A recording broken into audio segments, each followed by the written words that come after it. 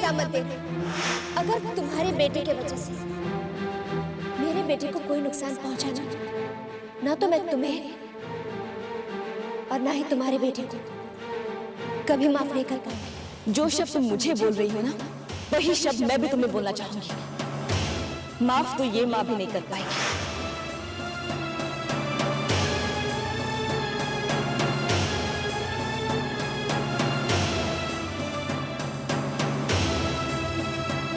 मुझे माहिर को यहाँ से दूर ले जाना चाहिए।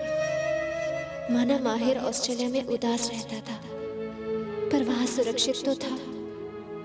मुझे ऑस्ट्रेलिया से यहाँ आना ही नहीं चाहिए था। पर अगर मैं ऑस्ट्रेलिया से नहीं आती तो मुझे आर्यन कैसे मिलता? माहिर को आर्यन का प्यार कैसे मिलता? अब जब मुझे मेरा पूरा परिवार मिल गया है, मैं इस शहर को छोड़ दूंगी।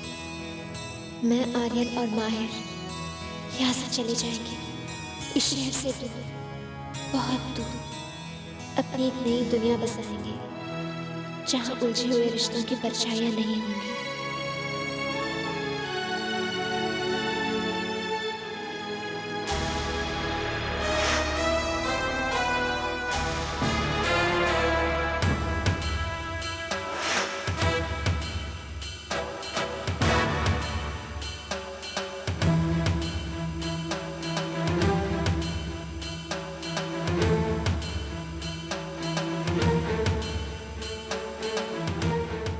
तिमिर को छोटी सी घरों जाना भी मुझसे बर्दाश्त नहीं होता, और यहाँ तो तिमिर की जान को खतरा है। आज तो मेरी कसम ने माहिर के हाथ रोक दिए, मगर आगे फिर कहीं ऐसे हालात पैदा हो गए तो नहीं, मुझे इस बार तिमिर को किसी भी हाल में यहाँ से दूर ले जाना होगा। ऐसा तो मैं पहले ही करना चाहती थी, पर आर्यन की वापसी ने मुझे रोक दिया। आर्यन वापस आए मुझे फिर से तन्हा करने के लिए। आर्यन को तो मैं खो चुकी हूँ, मगर अपने बच्चे को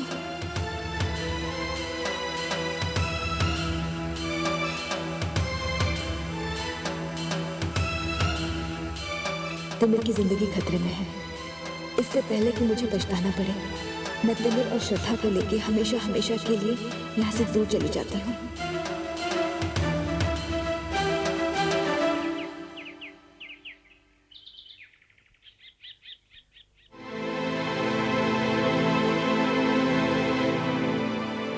पूजा का सामान, ये सब किस लिए? माँ, मैं महाशिवरात्रि की पूजा की तैयारी कर रही हूँ। मैं मंदिर भगवान शिव की पूजा करने जाऊंगी, जैसे हर साल जाती हूँ।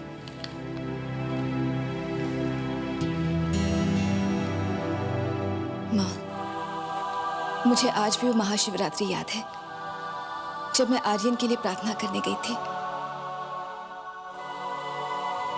और मैंने आर्यन को हमेशा हमेशा के लिए खो दिया। मगर फिर भी मेरा भगवान शिव पर विश्वास अटूट रहा और हर साल मैं ये पूजा करती रही। और फिर आर्यन लौटे, मगर फिर से मुझे छोड़कर चले जाने के लिए, मुझसे दूर जाने के लिए। फिर भी मेरा इस पूजा में विश्वास कभी कम नहीं हुआ, क्योंकि मेरा मानना है कि जो भी हो रहा है, जो भी होता है, उसमें भगवान की मर्जी होती है। और शायद आज की ये पूजा मेरी आखिरी पूजा होगी। शायद मुझे मंदिर जाने का फिर से कभी मौका न मिले। ऐसा क्यों कह रही हो दुर्गा? माँ, मेरी लंदन की टिकट्स आ गई है, सारे पेपर्स भी रेडी हैं। मैं वैसा ही करूंगी जैसे मैंने सोचा था। मैं बच्चों को लेकर लंदन चली जाऊंगी लंबे समय के लिए, या शायद हमेशा के लिए। और सबसे अच्छा तो यही होगा कि मैं तिमिर को यहाँ कभी भी वापस ना लाऊं, कभी नहीं।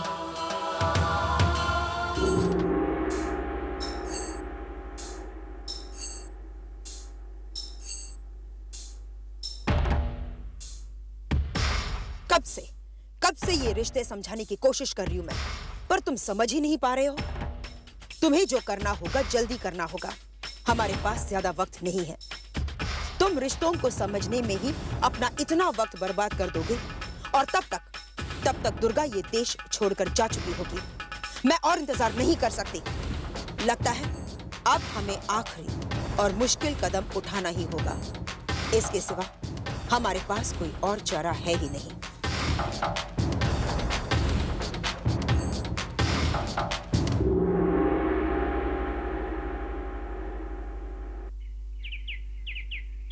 ये क्या खुशी बेटा, अभी तो 2 दिन पहले तुम कह रही थी कि तुम पुनः सोच समझ कर जाओगी। अब अचानक तुम कह रही हो कि तुम्हें यहाँ से दूर जाना है। ये फैसला क्यों? मुन्ना, मुझे अपना फैसला बदलना पड़ा। आप तो जानती हैं ना, जन्मों के इंतजार के बाद मैंने आर्यन को पाया है। और माहिर जो मेरा बेटा ही नहीं, मेरी जिंदगी है। इतने लंबे इंतजार के बाद मुझे मेरा परिवार मिला है, जिसमें आर्यन है, मैं हूं और मेरा बेटा माहिर। और मैं नहीं चाहती कि मेरे सुखी परिवार को किसी की नजर लगे। आप तो जानती हैं ना, अगर मैं यहाँ रही तो यहाँ बहुत सी दूसरी वजह है जो मेरे सुखी परिवार में दखल दे सकती है। आज रात को आर्यन वापस लौट आएंगे, हम दोनों इकट्ठे महाशिवरात्रि की पूजा करेंगे। मगर इस साल की ये पूजा मेरे लिए शहर में आखिरी पूजा होगी।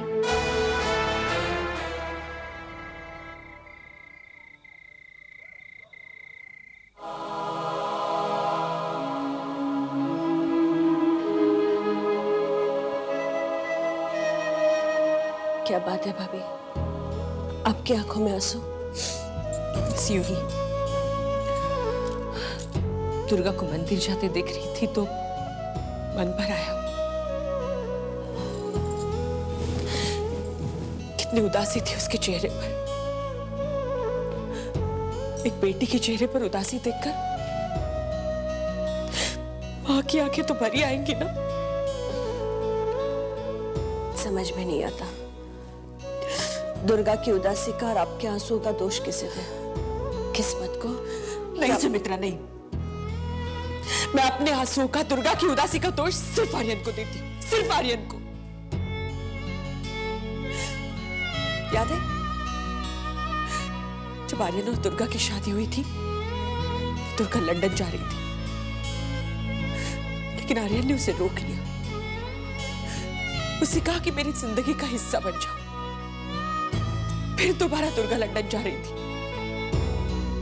तो फिर से आर्यन उसकी जिंदगी में लौट आया।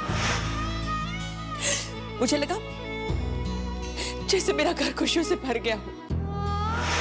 दुर्गा के चेहरे की रंगत भी लौट आई थी। लेकिन आज जब दुर्गा फिर से लंदन जा रही है तो उसे रोकने के लिए आर्यन यहां नहीं है, क्योंकि उसने अपनी एक अलग दुनिया बसा ली। भाभी, मुझे तो लगता है कि बेचारी दुर्गा की नहीं सुमित्रा, दुर्गा को बेचारी मत कह। उसकी अच्छी किस्मत की दुआ ये मां करेगी।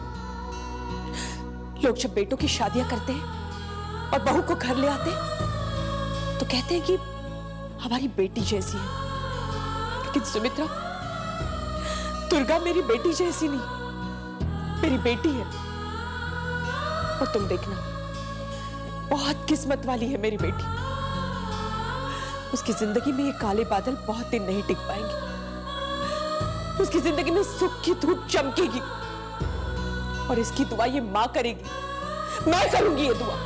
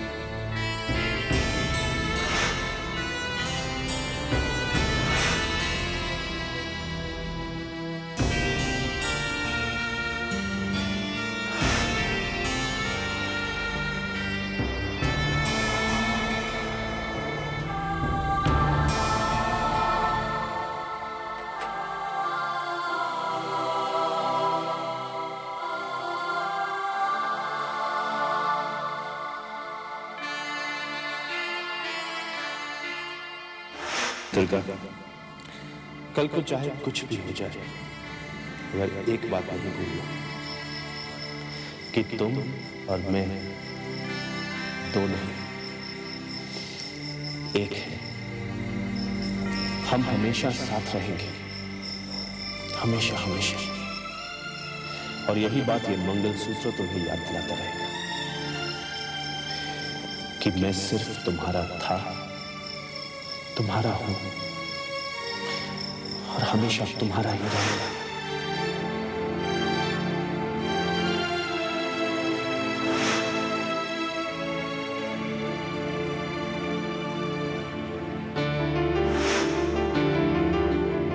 आर्यन, तुम्हें आज इसी वक्त एक फैसला करना होगा कि तुम किसको चुनना चाहते हो, मुझे या खुशी को। मैं मुस्कान को चुनता हूँ, मुस्कान को चुनता हूँ, मुस्कान को चुनता हूँ, मुस्कान को चुनता हूँ। मैंने तो सोचा था कि हमारा साथ जन्मों जन्मों का है। जिसे जन्मों का साथ समझा था, उसे तो तुम इस जन्म में भी पूरा नहीं निभा पाए। दिल में एक खालीपन है, क्योंकि जिस दिल में कभी विश्वास बसता था, भरोसा बसता था, वहां अब सिर्फ एक चुभन है, और वो चुभन बहुत गहरा दर्द दे जाती है। पर मैं उस दर्द को सह लूंगी, उफ नहीं करूंगी। तुम्हारी खुशी खुशी के साथ है तो खुश रहो। शिकार करने का हक तो तुमने छीन ही लिया है।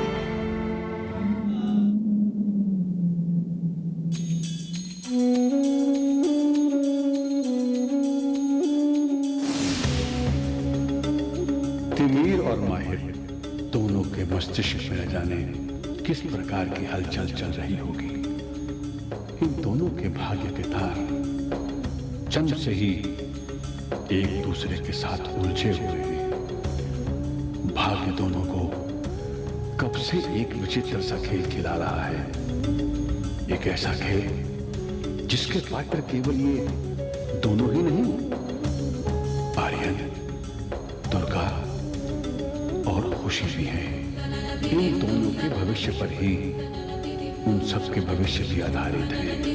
आज महाशिवरात्रि की रात न जाने अपने साथ क्या लेकर आएगी, और मैं ये बात पूर्णतः विश्वास के साथ कह सकता हूं कि तिमीर और माहिर भी इस रात से क्या पाएंगे, क्या खोएंगे, ये सोचने पर विवश हैं सब। कोई नहीं जानता कि इस महाशिवरात्रि की रात्रि कौन से नए भेद खुलने वाले हैं, कोई नहीं जानता।